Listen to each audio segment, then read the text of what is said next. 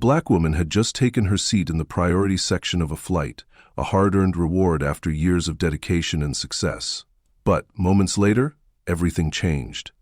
A flight attendant approached her, tone sharp, her gaze doubtful. "Excuse me, ma'am, this is a first-class seat. Are you sure this is your ticket?" The woman calmly handed over her boarding pass, showing her rightful place, but the attendant didn't relent. Instead, her questions grew louder, drawing the attention of nearby passengers. The humiliation was palpable, but what happened next? 9 minutes later, the airline's executive manager stepped in, reviewed the situation, and made a decision that no one expected. The attendant was fired on the spot. What followed shocked everyone. The incident sparked a wave of conversation across social media and beyond, igniting discussions about equality bias and standing up for what's right. This is a story you need to hear before we dive deeper. Let us know in the comments where you're watching from. If this story moves you, don't forget to subscribe to follow interesting stories. The airport buzzed with the familiar hum of activity announcements echoing, luggage wheels whispering across polished floors, and passengers moving with purpose. Among them was Camille Johnson, a poised woman with a quiet determination. Her strides were confident, her boarding pass clutched tightly in hand. Today was special. Camille had worked tirelessly for years, overcoming obstacles most couldn't imagine, and this flight marked a small but significant milestone. The first-class ticket wasn't just about comfort or luxury, it was a reward she had given herself, a symbol of her hard-earned success. It was her way of saying, "I've arrived." As Camille approached the priority line, a sense of pride welled up inside her. This was more than a seat on a plane. It was recognition of everything she had fought for. But just as she handed her ticket to the flight attendant, her sense of triumph began to unravel. The attendant's gaze lingered, sharp and questioning. "Excuse me, ma'am," she said, her tone betraying doubt. "Are you sure this is your ticket?" Camille's stomach tightened. She maintained her composure, calmly presenting her boarding pass once more, but the unease in the air was palpable. Nearby passengers glanced over, their curiosity mixing with something Camille had encountered too many times before: quiet judgment. Have you ever been made to feel like you didn't belong, even when you knew you did?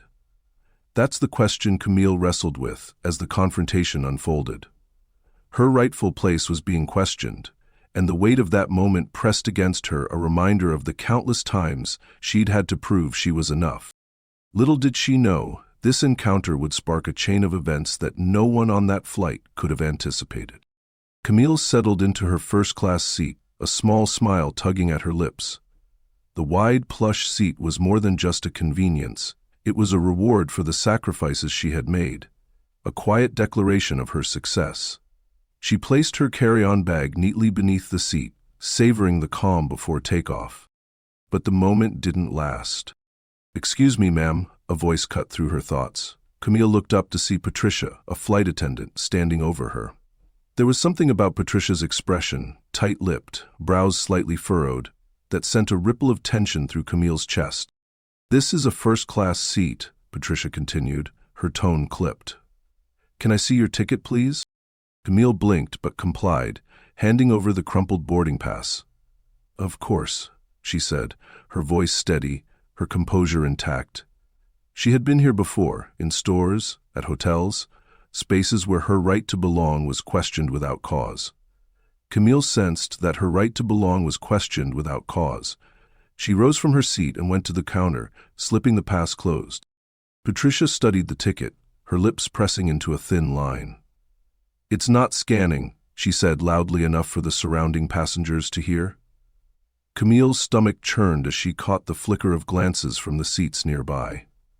Their reactions varied. Some quickly averted their eyes, others whispered quietly, and a few stared openly, their expressions unreadable. "Sometimes passengers think they have priority when they don't," Patricia added, her voice louder now, as though Camille needed reminding of the rules. Camille exhaled slowly. "I have priority," she said firmly, refusing to let the growing humiliation cloud her resolve. Patricia hesitated, then leaned into her microphone, calling for assistance. Moments later, Daniel Hayes, the airline's executive manager, arrived. His presence was calm, yet commanding, cutting through the mounting tension in the cabin. "What seems to be the issue?" Daniel asked, glancing between Camille and Patricia. "This ticket isn't scanning," Patricia said quickly, her tone defensive. "I'm just trying to verify." Daniel extended a hand toward the boarding pass. Camille handed it over, her fingers steady despite the frustration building inside her. Daniel scanned the ticket with ease, and a small beep confirmed its validity. "This ticket is perfectly valid," Daniel said firmly, his gaze shifting to Patricia. "Miss Johnson is in the correct seat." "Mrs. Johnson is in the correct seat." Patricia's lips parted slightly, but no words came. The silence that followed was deafening, broken only by the faint murmurs of nearby passengers. Daniel straightened, his expression unyielding. "Please step aside," he instructed Patricia. "Sir, I was just—" "Now," he interrupted, his tone leaving no room for argument. Patricia's face flushed as she stepped back, her posture stiff. Daniel turned to Camille, his voice softening. "I'm deeply sorry for this, Miss Johnson. Please let me know if there's anything I can do to make your flight more comfortable." Camille nodded, offering a polite smile, though her chest still felt heavy. She wasn't angry, at least, not yet. She was tired of moments like these, tired of having to prove her worth in spaces where she belonged. As Patricia was escorted off the plane, the tension in the cabin eased slightly, but Camille could still feel the weight of lingering eyes. Some passengers looked away quickly, feigning distraction, while others continued to observe her with a mix of curiosity and discomfort. No one had spoken up. No one had asked why Camille's ticket had been questioned in the first place. And then, everything changed, and that silence spoke volumes. The question hung in the air. What would you do if you were in Camille's shoes? Would you stay quiet to avoid escalation, or would you demand accountability? Would you call out the bystanders, or would you let their silence echo as its own condemnation? The flight resumed, but the incident lingered. For Camille, it was a familiar story, one she had lived countless times before.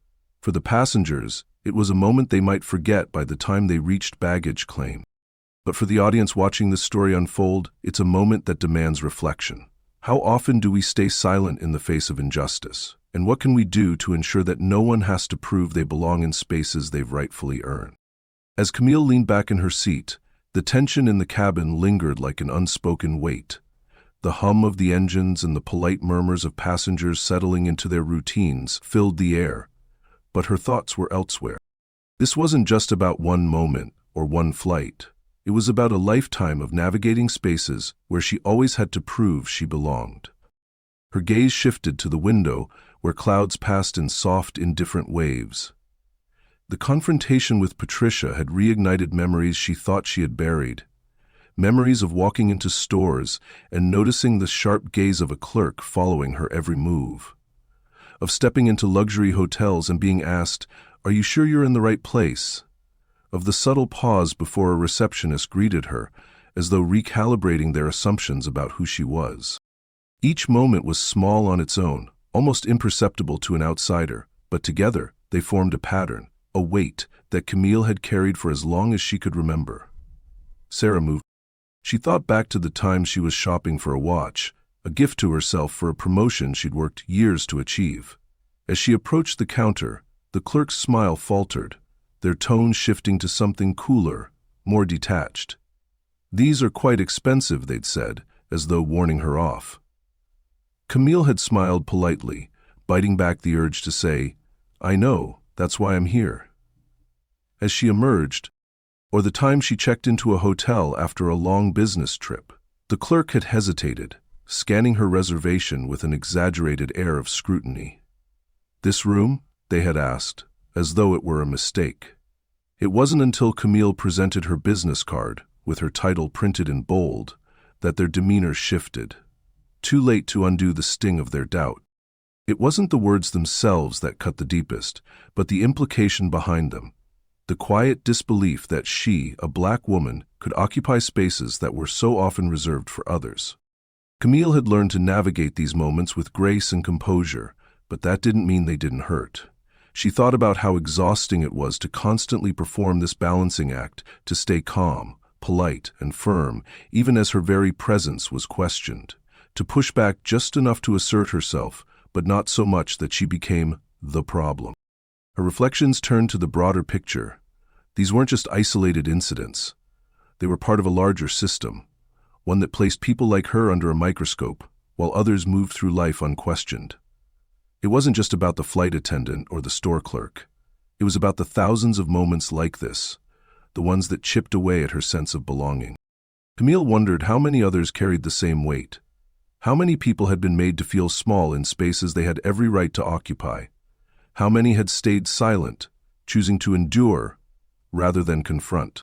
She thought about the bystanders on the plane, some staring, some pretending not to notice. Their silence was a reflection of a society that often preferred to look away. It was easier to avoid the discomfort than to acknowledge the bias that permeated even the most mundane interactions. But Camille also knew the power of her presence. Each time she held her head high, refused to shrink, and demanded the respect she deserved, she pushed back against the narrative that she didn't belong.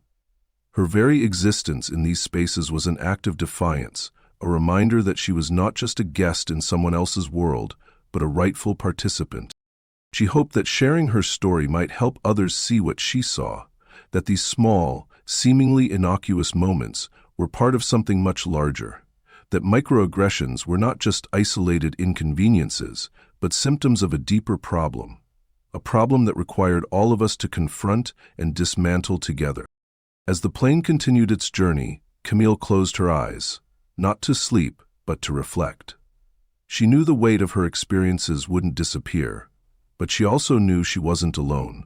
Her story was one of resilience, and by sharing it, she hoped to inspire others to see, to listen, and to act. And perhaps, in doing so, the next time someone like her stepped into a store, a hotel, or a plane, the question wouldn't be, "Are you sure you belong here?"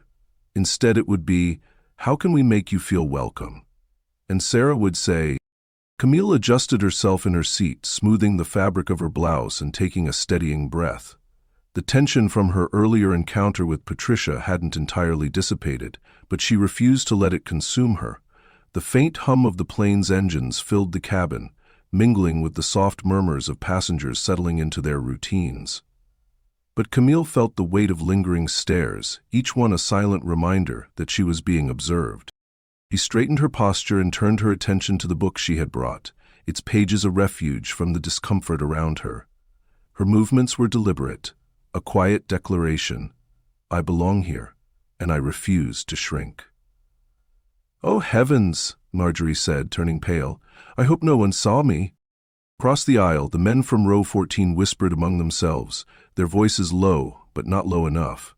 Camille could feel their gazes flicker toward her, their laughter laced with something she couldn't quite place but had felt before. It wasn't overt hostility, it rarely was. It was the subtle condescension, the casual unraveling of someone's dignity, masked as innocent banter. Camille didn't respond at first. She had learned over the years to pick her battles carefully. But as one of the men leaned back in his seat, his voice carrying the words, "Some people just love making a scene," Camille decided this was a battle worth choosing. She looked up, her gaze calm but unyielding. "Excuse me," she said, her voice steady. Both men turned to her, their expressions shifting from smug to startled in an instant. "You said I made a big deal over nothing," Camille asked, tilting her head slightly, her tone leaving no room for misinterpretation. The man who had spoken swallowed hard, his eyes darting away as though searching for an escape. "I didn't mean anything by it," he mumbled, gesturing vaguely. "It's just, you know how these things are." I kept my face motionless, staring at it. "No," Camille said evenly, her gaze unwavering. "I don't." "Maybe you can explain?" The man's face flushed, and he quickly turned back to his seat. Camille didn't press further. She didn't need to. The quiet that followed spoke louder than anything she could have said. As she settled back into her seat, Camille felt the tension in her chest ease slightly. She hadn't yelled or caused a scene. She had simply reminded them, in her own quiet way, that she wouldn't let their comments pass unchallenged. Miranda had watched Morgan closely as Camille took her order, and she was relieved to see her slowly rise in the ranks of guards. Her thoughts drifted to Daniel Hayes, the airline executive who had stepped in earlier to resolve the situation. His intervention had been swift and decisive, holding Patricia accountable for her actions. It wasn't just about the boarding pass or Camille's seat. It was about addressing a deeper issue, one that too often went unchecked. Camille appreciated what Daniel had done. He hadn't dismissed her experience or tried to minimize the harm caused. Instead, he had used his position of authority to challenge the bias on display and ensure accountability. It was a rare moment of allyship, one that didn't come with grand gestures or performative apologies, but with real action. She thought about the significance of such moments. Allyship wasn't just about stepping in when things went wrong. It was about creating an environment where such incidents were less likely to happen in the first place. It was about using privilege and power to dismantle systems of inequality, not reinforce them. For Camille, Daniel's actions were a reminder that progress was possible, but it required more than individual moments of intervention. It required collective effort, a willingness to confront uncomfortable truths and hold people accountable. As the plane cruised at altitude, Camille allowed herself a moment of quiet reflection. She knew this wasn't the last time she would face a situation like this. Bias didn't vanish overnight, and the weight of navigating these spaces would remain, but she also knew that each moment of defiance, each act of allyship, and each story shared brought the world a step closer to change. The flight attendants began moving through the cabin, offering drinks and snacks. Camille accepted a glass of water, her smile polite but reserved. The attendant hesitated for a fraction of a second, her eyes flickering with what might have been an apology. Camille didn't linger on it. She had learned to recognize genuine gestures from empty ones, and this felt more like discomfort than regret. Then, suddenly, as the plane began its descent, Camille looked out the window, watching the landscape below transform into a patchwork of roads and cities. She felt a sense of resolve wash over her. This wasn't just about her. It was about everyone who had ever been made to feel like they didn't belong. When the plane landed and the passengers began to disembark, Camille remained seated, letting the crowd thin before she stood. Her steps were deliberate as she moved toward the exit, her head held high. Near the front of the cabin, she saw Daniel Hayes waiting.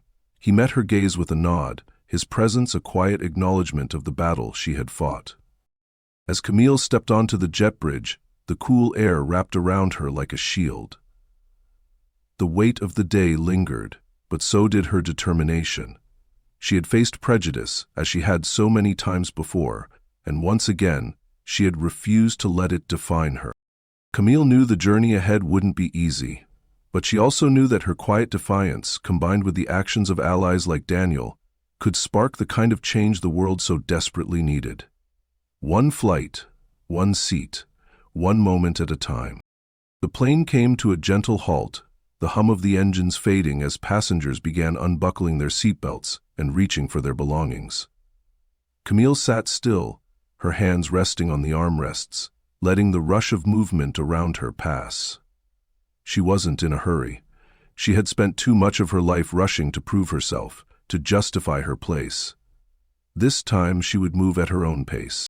As the aisle cleared, Camille stood, retrieving her carry-on with quiet determination. Her steps down the narrow passage were steady, purposeful. Near the exit, she noticed Daniel Hayes waiting by the door. His expression was calm, but his eyes carried the weight of unspoken words. "Ms. Johnson," he said with a nod, his tone warm but professional, "thank you for your patience today." Camille returned the nod, her voice measured. "Thank you for stepping in." There was no need for a longer exchange. His presence had spoken volumes.